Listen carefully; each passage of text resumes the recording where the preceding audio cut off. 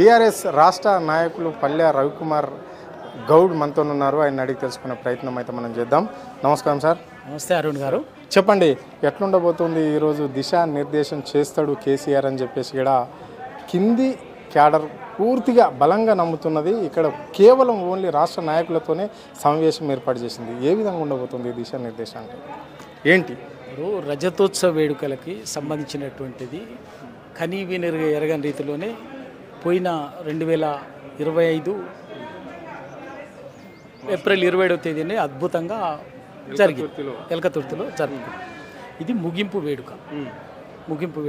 ఇది అందుకోసమే ఎక్కడికక్కడి వాళ్ళ ఊరూరా తెలంగాణ ప్రతి చోట జెండావిష్కరణ, జెండా ఎగిరేసే కార్యక్రమాలు జరిగినాయి, ఇంకా జరుగుతూనే ఉన్నాయి.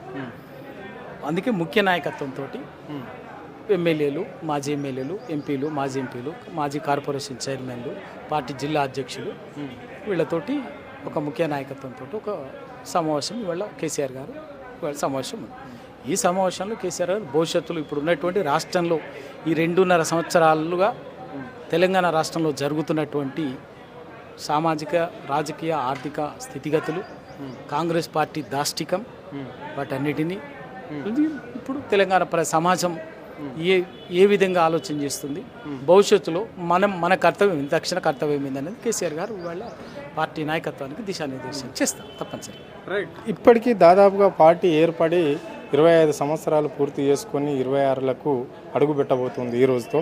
సో మరి ఎందుకు బహిరంగ సభ ఏర్పాటు చేయలేకపోయింది బీఆర్ఎస్ పార్టీ? అరుణ్ గారు ఎవరు చేయలేకపోయింది? ఆల్రెడీ గత సంవత్సరమే స్టార్టింగ్లోనే అసలు ఇంకెవడు అసలు దానికి అంత ఆ స్థాయి ఎవరు పెట్టమని చెప్పండి. ఎలకతుర్తిలో పెట్టినటువంటి సభ, ఆ సభకే కదా కింద అంతా మొత్తం షేక్ అయిపోయి దాని రాజకీయ కుట్రలు, కుతంత్రాలు పార్టీ మీద, కేసీఆర్ గారి మీద, వర్కింగ్ ప్రెసిడెంట్ కేటీఆర్ గారి మీద, హరీష్ రావు గారి మీద అవకాశం వచ్చినప్పుడల్లా మొత్తం నాయకత్వం మీద ఎక్కడికక్కడే ప్రభుత్వము, తెలంగాణ వ్యతిరేక శక్తులు ఎన్ని కుట్రలు పన్నుతున్నారో నిరంతరం రోజువారీగా చూస్తూనే ఉన్నాం. వాటన్నిటిని తట్టుకొని వాళ్ళ కళ ఇవాళ ఇవాళ సందర్భం ఏంది, ముగింపుగా. కాబట్టి ఈరోజు ఎక్కడికక్కడే గ్రామ స్థాయిలో ఎక్కడికక్కడే పార్టీ రజతోత్సవ 25 సంవత్సరాలు పూర్తయినటువంటి సందర్భంగా జెండా పండుగ కార్యక్రమాలు మొత్తం ఎక్కడికక్కడ కార్యకర్తలు, పార్టీ శ్రేణులు బ్రహ్మాండంగా తెలంగాణ వ్యాప్తంగా చేస్తూనే ఉన్నారు.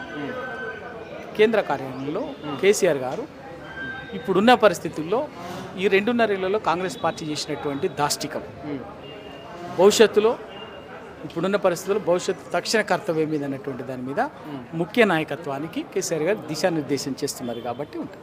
రైట్. ఓన్లీ బీఆర్ఎస్ పార్టీకి సంబంధించిన ముఖ్య నాయకులే అంటే ఎంతమందిని పిలిచారు, లేదంటే ఇతర ఎవరికన్నా సంబంధించి మీ సన్నిహితులకు సంబంధించి కావచ్చు, మీ పై క్యాడర్గా కేసీఆర్ అనుకున్నప్పటికీ ఆయన సన్నిహితులకు ఎవరికన్నా ఇతర రాష్ట్రాల నుంచి కూడా ఎవరినన్నా ఆహ్వానించారా ఈ సమావేశం? అట్లా లేదు.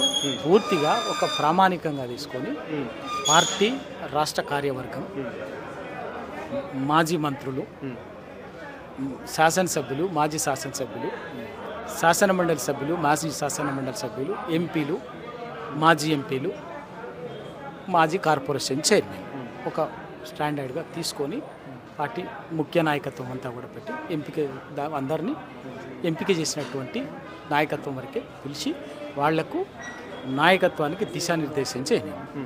రైట్. చివరిగా చెప్పండి, మొన్న రాష్ట్ర ముఖ్యమంత్రి కేసీఆర్ పైన అవాక్ ఇక్కడ పేల్చడం జరిగింది. బీఆర్ఎస్ పార్టీని భూస్థాపితం చేస్తాం, ఇక్కడ కేసీఆర్ గోరిపైన కాంగ్రెస్ జెండాలు మా కార్యకర్తలు ఎగిరేస్తారు ఇక్కడ జెండా అని చెప్పేసి కూడా రాబోయే ఎన్నికల్లో నువ్వు నేను చూసుకుందాం రా అని చెప్పేసి కూడా ఆయన మాట్లాడిన వైఖరి రాష్ట్ర ప్రజలకు అందరికీ తెలిసిన విషయం. దీన్ని ఎట్లా చూస్తారు సీనియర్ లీడర్గా, మీరు ఒక జర్నలిస్ట్గా చెప్పండి? అరుణ్ గారు, నేను 25 సంవత్సరాలుగా టీఆర్ఎస్ పార్టీ ఆవిర్భావ జలదృశ్యంలో జరిగినటువంటి ఆవిర్భావ వేడుక నుంచి ఈ రోజు వరకు ప్రతి కీలక ఘట్టంలోనే ప్రత్యక్ష భాగస్వామి, తెలంగాణ ఉద్యమకారిని, ఒక జర్నలిస్ట్గా, వాళ్ళ పార్టీ నాయకుడిగా, ఆ రోజు నుంచి పుట్టిన రోజు నుంచి ఈ రోజు వరకు టీఆర్ఎస్ పార్టీని చంపేస్తాం, భూస్థాపితం చేస్తామని చాలామంది కలలు కన్నారు, ఇంకా కంటూనే ఉన్నారు. ఎవడి తరం కాలే. ఇంకా చెప్తున్నా, రేవంత్ రెడ్డి కాదు కదా, 1000 మంది రేవంత్ రెడ్డిలు వచ్చినా కూడా బీఆర్ఎస్ పార్టీని భూస్థాపితం చేస్తా, దాని మీద జెండా ఎగరేస్తా అని చెప్పేసి అనుకుంటాడు. ఆయన అనుకుంటున్నాడు. ఎందుకంటే ఆయనకు అలవాటు, ఆయనకు ఆశ్రయం ఇచ్చి కాపాడినటువంటి అవకాశం ఇచ్చినటువంటి వాళ్ళని బొందబెట్టి తినింటి వాసాలకు పెట్టి గోరి కట్టడం ఆయనకు అలవాటు. అంతే కదా, తెలుగుదేశం పార్టీ ఆయనకు రాజకీయంగా అవకాశం ఇచ్చింది, ఆశ్రయం ఇచ్చింది. ఆయన ఎక్కడి నుంచి వచ్చింది? ఇవాళ తెలంగాణలో అదే తెలుగుదేశం పార్టీని గోరి కట్టి ఆ గోరి మీద కాంగ్రెస్ జెండా ఎగరేసి ఇవాళ ముఖ్యమంత్రి అయిండు. ఇంకా ఈడ కూడా గట్లనే ఇద్దాం అనుకుంటున్నాడు. 1000 మంది రేవంత్ రెడ్డిలు వచ్చినా బీఆర్ఎస్ విషయంలో, కేసీఆర్ విషయంలో అది జరగదు. Thank you.